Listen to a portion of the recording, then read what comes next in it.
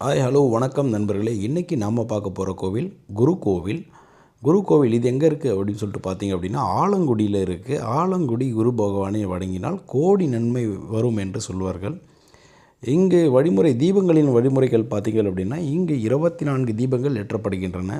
ஆலங்குடியை பொறுத்தவரை ஸ்ரீ ஆபத் சகாயேஸ்வரர் கருவறை கோஷ்டத்தில் தரிசனம் தரும் தட்சிணாமூர்த்தியே குரு பகவானாக நவக்கிரக தோஷத்தை நீக்குபவராக வழிபடப்படுகிறார். வருடத்துக்கு ஒரு முறை நிகழும் குரு பெயர்ச்சியின் போது இங்கு லட்சார்ச்சனை நடைபெறும். ஆலய பிரகாரத்திலேயே நெய் தீபங்கள் கிடைக்கின்றன. 25 தீபங்கள் வாங்க வேண்டும். அதில் முதல் தீபத்தை கலங்காமல் காத்த விநாயகர் சன்னதியில் ஏற்றி வைத்து வணங்க வேண்டும்.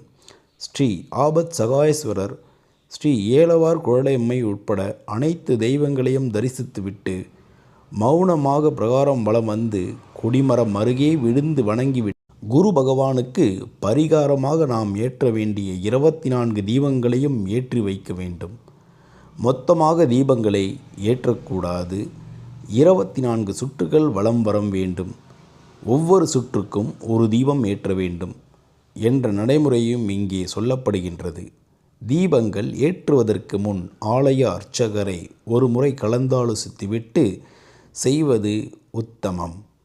பிரம்மனின் மூல மந்திரம் 24 என்கிற எண்ணிக்கையில் இருப்பதால் இங்கு 24 தீபங்கள் ஏற்றப்படுகின்றன. இப்படி செய்வதால் குருவினால் ஏற்பட்ட சகல தோஷங்களும் விலகுகின்றன என்பது ஐதீகம். தீபங்கள் ஏற்றி குரு பகவானின் அருள் பெற்ற பின்னர் திருக்கோவிலை 3 முறை வலம் வர வேண்டும். அப்படி ஒவ்வொரு முறை வலம் வரும்பொழுது கொடிமரத்தின் கீழே சாஷ்டாங்கமாக நமஸ்காரம் செய்ய வேண்டும் என்கிறது தல புராணம். சுயம்புலிங்க மூர்த்தியான ஸ்ரீ ஆபத் சகாயேஸ்வரரின் புராணக் கதைகள் இன்னும் முடியவில்லை.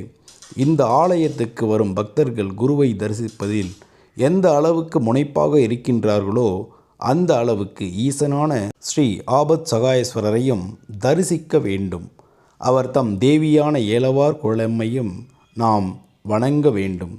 எத்தகைய கொடுஞ்செயல்கள் புரிந்தவனும் ஆலங்குடி சேத்திரம் வந்து ஆபத்திலிருந்து என்னை காப்பாற்று இறைவா என்று வேண்டி துதித்தால் ஆபத் சகாயேஸ்வரர் மன்னித்து அருள்வதாக தலபுராணம் இங்கு சொல்லப்படுகிறது.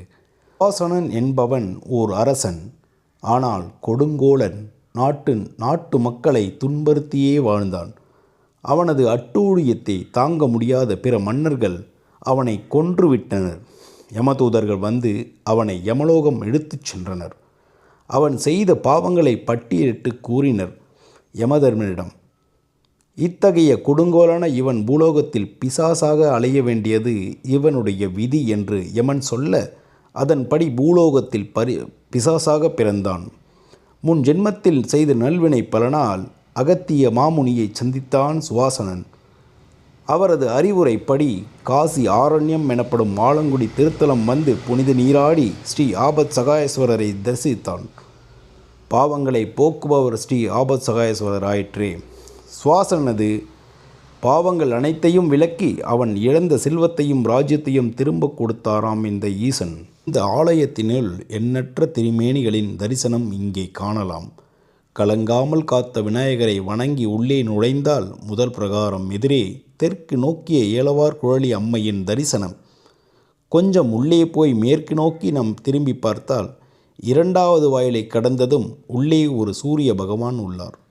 உற்சவர் சுந்தரமூர்த்தி சோமஸ்கந்தர் தரிசனம் இங்கே கிடைக்கும். இதை அடுத்து 4வர் சூரியேசர், சோமேசரர், குருமோகேஸ்வரர், சோமநாதர், சப்தஸ்ரீநாதர், விஷ்ணுநாதர், பிரம்மசேரர் ஆகிய லிங்க திருமேனிகளின் தரிசனத்தோடு காசி விஸ்வநாதர், விசாலாட்சி மற்றும் அகத்தியரையும் வணங்கி நாம் பேறு பெறலாம். இந்த நேரம் பார்த்திங்க அப்படின்னா ஏர்லி மார்னிங்ஸ் ஒரு 5:30 ஸ்டார்ட் ஆகிடுது. ஸோ நம்ம இது எடுக்கும்போது பார்த்திங்க அப்படின்னா ஒரு 5:45 அந்த ரேஞ்சு இருக்கும். அந்த டைமில் தான் நம்ம இந்த விளக்குகள்லாம் எடுத்தோம். நம்ம ஸோ எவ்வளோ தீபங்கள் காலையில் 5:30 5:45க்கெலாம் வந்து பார்த்திங்கன்னா ஏற்றிட்டாங்கன்னு சொல்லிட்டு பாருங்களேன். அவ்வளோ தீபங்கள் ஏற்றி வச்சுருக்காங்க. அப்போ எவ்வளோ மக்கள் இங்கே வராங்க பாருங்கள். இது அந்த ராஜகோபுரத்திற்கான மறுபகுதி. அதாவது நம்ம ஃபஸ்ட்டு ரைட் ஹேண்ட் சைடில் தீபம் ஏற்றுவாங்க, லெஃப்ட் ஹேண்ட் சைடில் நான் உங்களுக்கு ஷோ பண்ணுறேன். ஸோ இதுவும் அந்த சைட்லேயும் கிளியராக தான் இருக்குது. இது என்ட்ரன்ஸு. இந்த கோயிலோட இந்த இன்றைக்கி தேர்ஸ்டேன்றதுனால குரு பகவானுக்கு இன்றைக்கி ஸ்பெஷல்ன்றதுனால இன்றைக்கி அந்த மீன் அலங்காரம் அது எல்லாமே பண்ணியிருக்காங்க. முகப்பில் பார்த்தீங்க அப்படின்னா அந்த வாழை மரம் எல்லாமே பண்ணி வச்சுருக்காங்க. இது கோவிலோட என்ட்ரன்ஸ். இது தான். இங்கே ஒரு விநாயகர் மாதிரி இருக்கார், போதகர் மாதிரி இருக்கார் பார்க்குறதுக்கு. அது ஒரு சிலை மட்டும் இங்கே இருக்குது, அழகாக இருக்குது பார்க்குறதுக்கு. ஸோ என்ட்ரன்ஸ் எவ்வளோ தெளிவாக இருக்குது பாருங்கள். அழகாக பார்க்குறதுக்கே ரொம்ப நீட்டாக இருக்குது. கோவில் வந்து என்னென்னு கேட்டால் அரசாங்கம் எப்படி மெயின்டைன் பண்ணுறாங்க, இந்து அறநிலையத்துறை எப்படி மெயின்டைன் பண்ணுறாங்க அப்படின்னு சொல்கிறதுக்கு இந்த கோவில் ஒரு முன் உதாரணமாக இருக்குது. 2 ஏக்கர் நிலப்பரப்பில் இந்த மாதிரி சுத்தமாக அழகாக வச்சுருக்காங்க அப்படின்னு சொல்லிட்டு பார்த்தீங்கன்னா நல்லா தான் இருக்குது. கலங்காமல் காத்த விநாயகர் இவர். கலங்காமல் காத்த கணபதி பேரே பார்த்திங்க அப்படின்னா கொஞ்சம் வித்தியாசமாக தான் இருக்கும்.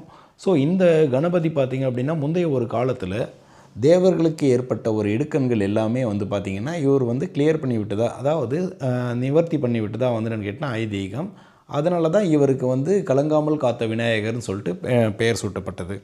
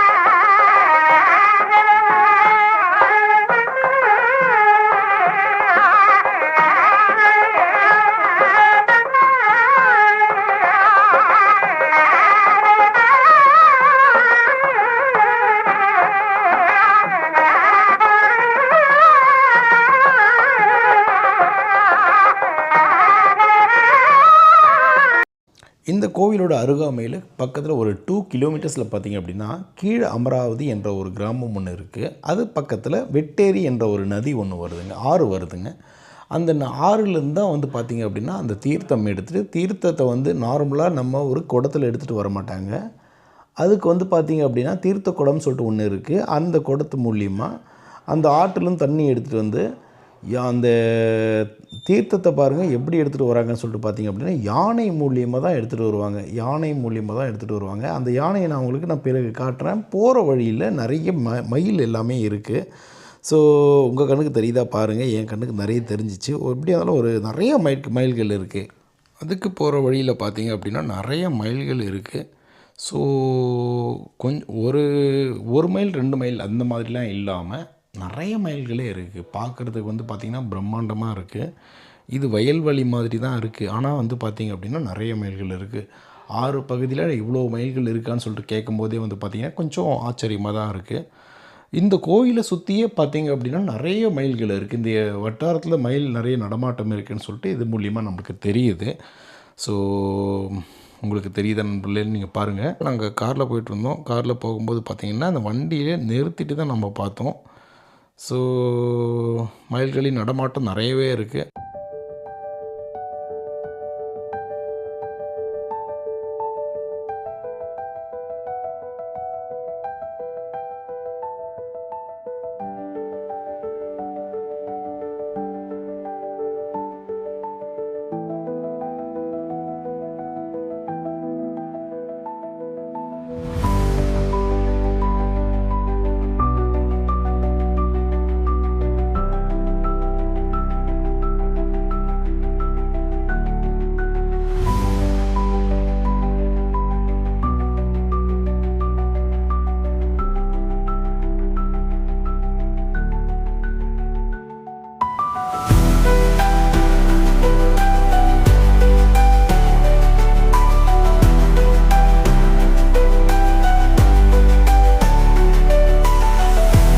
நண்பர்களே, இப்போ யானையாட்டத்துக்கு நம்ம வந்தாச்சு. ஸோ நம்ம போகிறதுக்குள்ளே பார்த்திங்க அப்படின்னா அந்த குடத்தில் அந்த தீர்த்தத்தை எடுத்துகிட்டு வந்துட்டாங்க. ஸோ யானை இங்கேருந்து புறப்பட தயாராக இருக்குது. ஸோ அந்த அம்மா இருக்காங்க பாருங்கள், அவங்க 84 வயசு அந்த அம்மா. ஸோ பெருமாள் பக்தர் அவங்க. இங்கே தான் அவங்க வீடே இருக்குது. அவங்க இங்கேருந்து அந்த தீர்த்தத்தை எடுத்துகிட்டு போகும்போது அவங்க வீட்டில் இருந்து ஒரு காஃபி அந்த மாதிரி பார்த்திங்கன்னா கூல் ட்ரிங்க்ஸ் அந்த மாதிரிலாம் கொடுக்குறாங்க. கொடுத்துட்டு அவங்களுக்கு முடிஞ்ச ஒரு சேவையை வந்து கண்டினியூஸாக செஞ்சிட்ருக்காங்க. இதுக்கு முந்தைய ஒரு காலத்தில் வந்து பார்த்திங்க அப்படின்னா தொடர்ச்சியாக பண்ணிக்கிட்டு இருந்தாங்க. ஒரு 40 வருஷத்துக்கு முன்னாடி பார்த்திங்க அப்படின்னா அது எல்லாமே ஸ்டாப் பண்ணிகிட்ருக்காங்க. அது ஏதாச்சும் ஒரு தடை வந்திருக்கு போல். அந்த தடையினால் வந்து ஸ்டாப் பண்ணியிருக்காங்க. நீண்ட வருடங்களாகவே இந்த நிகழ்ச்சி வந்து என்னென்னு கேட்டிங்கன்னா நடக்கலை. தீர்த்தம் இந்த வெட்டாறு நதியிலேருந்து எடுத்துகிட்டு சாமிக்கு பூஜை வந்து நம்ம பண்ணுறதில்ல. ஒரு 40 இயர்ஸ் முன்னாடி வரைக்கும். இப்போ நான் அவருடைய பேர் எனக்கு தெரியல. 40 வருஷமாக தான் இந்த முறை வந்து என்னென்னு கேட்டிங்கன்னா கண்டினியூஸாக இப்போ நடத்திக்கிட்டு வராங்க. அப்படி நடக்கும்பொழுது இந்த வீட்டில் தான் வந்து பார்த்திங்கன்னா ஒரு காஃபி எல்லாமே சாப்பிட்டுட்டு இங்கேருந்து கிளம்புறாங்க. ஸோ யானை இங்கே இந்த வீட்டுக்கு முன்னாடி ஒரு 10 நிமிஷம் 15 நிமிஷம் நீங்கள் வெயிட் பண்ணுறேன்.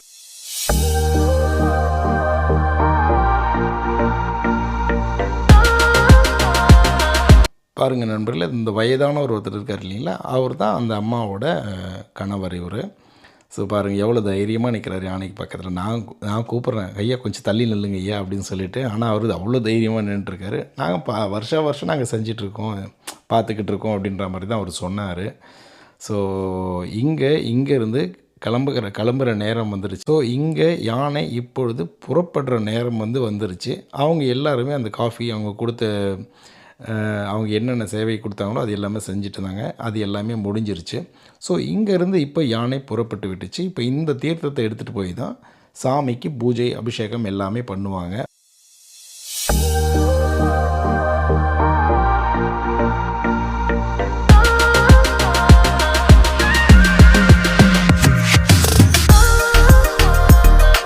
இப்போ நம்ம அவருடைய குடும்பத்தை பற்றி நம்ம பார்ப்போம் எப்படி இருக்குன்னு சொல்லிட்டு. பாருங்கள், அந்த வீடெலாம் பழைய காலத்து வீடு.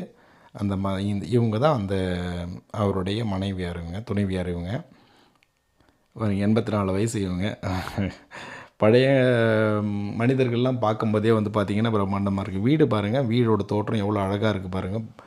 அந்த பண்டைய காலத்து வீடுலாம் எப்படி இருக்குமோ அந்த மாதிரி இருந்துச்சு. சரி வாங்க நம்ம இப்போது ஆன் தி வேல நம்ம கிளம்பும்போது யானை எவ்வளோ தூரம் போகிறதுன்னு சொல்லிட்டு அவங்களுக்கு அப்படியே ஆன் தி வேல காட்டுறேன். யானை எடுத்துகிட்டு போகிறாங்க பாருங்கள். அந்த மாதிரி ஒரு அழகாக அற்புதமான ஒரு இடம். இதை எடுத்துகிட்டு போய் தான் அவங்க வந்து அந்த சாமிக்கு பூஜை பண்ணிவிட்டு இன்றைக்கான ஒரு பரிகார ஸ்தலம் எல்லாமே வந்து அந்த பரிகாரம் எல்லாமே வந்து கண்டினியூஸாக பண்ணுவாங்க இங்கேருந்து. ஸோ உங்களுக்கு நேரம் எல்லாமே கிடச்சிருச்சு.